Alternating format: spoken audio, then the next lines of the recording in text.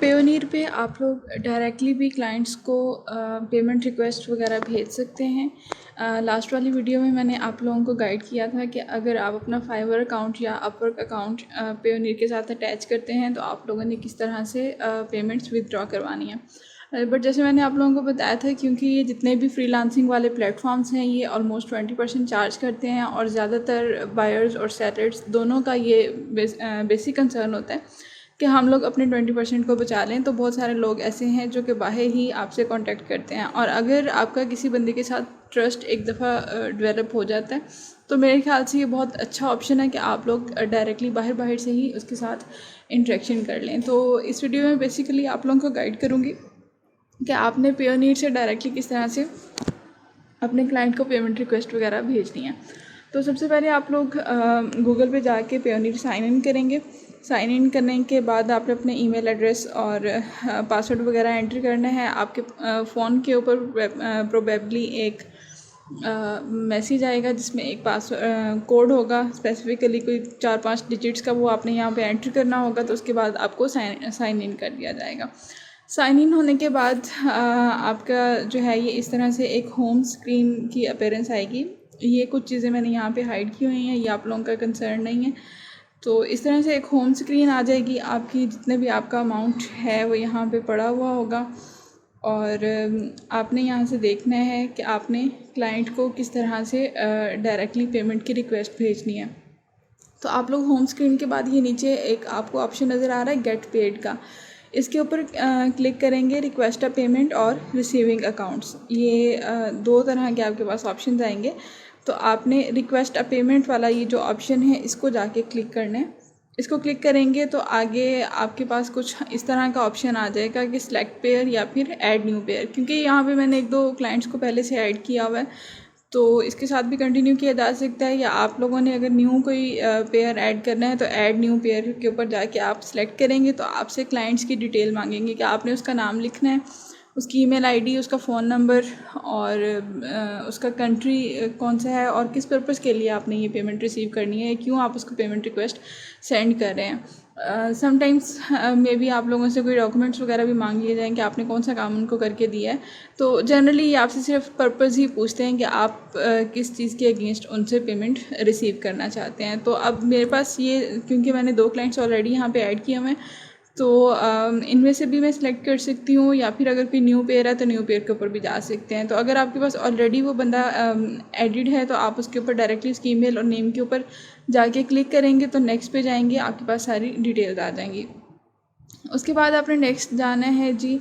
ये देखें, for example अगर मैंने $80 का उसको पेमेंट भेजनी है, उसकी कंट्री वगैरह की डिटेल्स ऐड कर दी हैं, और अटैच डॉक्यूमेंट्स में वो आपसे कहते हैं कि आपने इनवॉइस जनरेट करनी है। तो इनवॉइस जनरेट करने के काफ़ी सारे मेथड्स हैं। हम लोग खुद से वर्ड फाइल में भी बना सकते हैं, उसको एक्सेल में भी बना सकते हैं, लेकिन सबसे ज़्यादा जो रिकमेंडेड चीज़ है ना, वो यहाँ पे आपके पास एक ऑप्शन आ जाता है कि आपने क्रिएट प्रोफेशनल इनवॉइस। ये देखिए, ये ब्लू कलर में नज़र आ रहा है कि अगर आपके पास इनवॉइस नहीं है तो आप यहाँ से जाके जनरेट कर लें।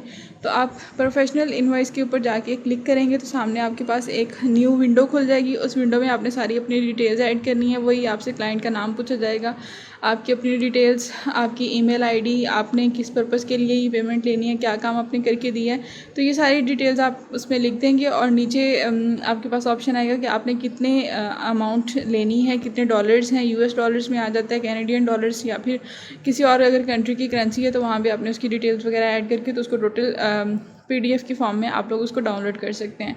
अगर वो PDF की फॉर्म में आपसे डाउनलोड नहीं हो रहा, यूजुअली वहाँ पे वो लॉगिन मांगते हैं कि आप उसको साइन अप करके अपना अकाउंट बना लें। अगर आप नहीं भी बनाना चाह रहे तो भी कोई मसला नहीं है, तो आप उसको Ctrl+P वाला प्रिंट करके जब आप फाइल को PDF के फॉर्म में सेव कर सकते हैं और उसको आप बाद में यहाँ पे अपलोड कर देंगे। जब तक आप इनवॉइस की कॉपी अटैच नहीं करेंगे तब तक पेयोनीर आपकी फ़र्दर पेमेंट को प्रोसीड नहीं करेगा। ये मैंने भी एक दफ़ा ऐसे ही ट्राई किया था कि इनवॉइस जनरेट किए बगैर डायरेक्टली क्लाइंट को पेमेंट की रिक्वेस्ट भेज दी थी तो वो अप्रूव नहीं हुई थी। तो आप लोगों ने यहाँ पे इनवॉइस लाजमी जनरेट करनी है, और इनका ये जो रिकमेंडेड सिस्टम है वहीं से जनरेट करें तो वो आपके लिए ज़्यादा फ़ायदेमंद रह सकती है। ठीक है, उसके बाद आपने इसको प्रीव्यू करके देख लेना है कि इसमें किसी किस्म के कोई चेंजेस वगैरह की तो ज़रूरत नहीं है।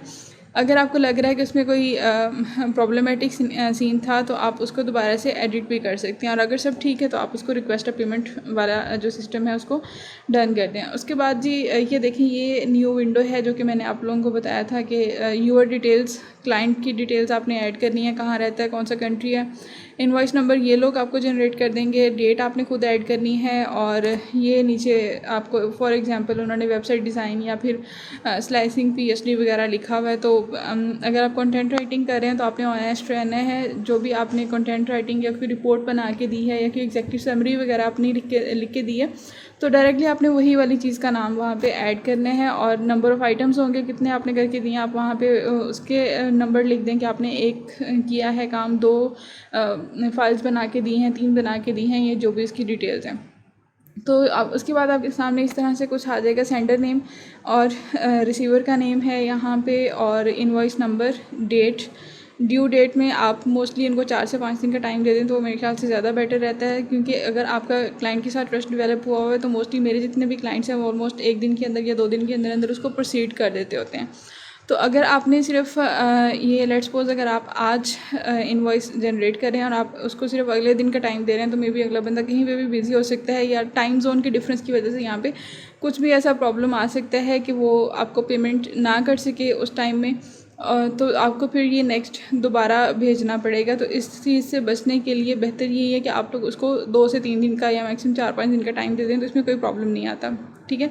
तो उसके बाद ये जो नीचे सब टोटल इनवॉइस समरी टैक्स आपने इसको 0 कर देना है, टोटल यूएस डॉलर्स की। अगर आप लोग यहाँ से करेंसी चेंज भी करना चाहते हैं तो ये करेंसी सिंबल पे जाएंगे आप, यहाँ पे आपको राइट साइड वाला ये जो इनवॉइस की सेटिंग्स है, सेटिंग के नीचे ये फर्स्ट वाला जो कॉलम है उसमें नज़र आ रहा है कि करेंसी सिंबल यूएस डॉलर्स, या फिर अगर आपने किसी और करेंसी में लेना है तो आप यहाँ से जाके इसको सिलेक्ट कर सकते हैं। पेमेंट की डिटेल्स, कंपनी इन्फॉर्मेशन, डिस्क्रिप्शन वगैरह, क्लाइंट की इन्फॉर्मेशन, तो ये यहाँ पे आप 1 बाय 1 अगर इसको क्लिक करेंगे तो आपके पास ये सारा सिस्टम हो जाएगा। तो जब आप सारी डिटेल्स ऐड कर लेंगे, ये जो खाली चीज़ें हैं यहाँ पे ये सारी फील्ड हो जाएंगी, और उसके बाद आपने डाउनलोड पे जाके क्लिक करना है, डाउनलोड हो जाएगा। डाउनलोड अगर नहीं भी होता, वो समटाइम आपसे कहते हैं कि आप अपना अकाउंट बना लें, तो ये क्योंकि मोस्टली इस तरह की चीज़ें पेड होती हैं, आपसे वो मंथली कुछ सब्सक्रिप्शन के लिहाज से चार्जेस कर सकती हैं। तो अगर आपके पास ये डाउनलोड नहीं हो रही तो आप इसको Ctrl+P करके प्रिंट भी कर सकते हैं, तो वो भी आपके पास PDF की फ़ाइल में सेव हो सकता है, या अगर आप चाहें तो आप इसको स्क्रीनशॉट इसका ले लें तो वो इमेज की फॉर्म में भी आप लोग बना सकते हैं। तो ये इस वीडियो में हमारा ये फोकस था कि पेयोनियर पे आप लोग क्लाइंट्स को डायरेक्टली किस तरह से पेमेंट रिक्वेस्ट भेज सकते हैं। अगर इसमें आप लोगों की क्वेश्चन है या कोई चीज़ अगर आपको समझ नहीं आई तो आप लोग कमेंट्स में पूछ सकते हैं। Signing off, Tabinda Athar.